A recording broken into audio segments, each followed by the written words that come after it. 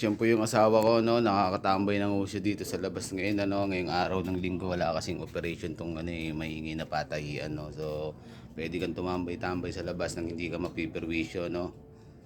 Pero pagka may operation kasi ibang ingay ng mga makina, nakasara tong bintana, nakasara tong pinto, no, kasi mainit talaga, ay kaso sobrang init, no.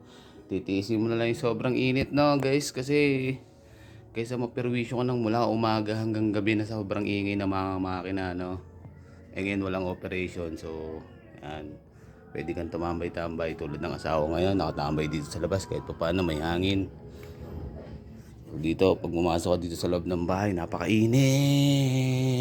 Pero pagka may operation yung patay, no choice ka talaga. Kasi ibang ingay talaga ng makina, kahit nga nakasara yung pinto, maririnig mo pa rin yung makina eh. Ngayon, swerte ngayon.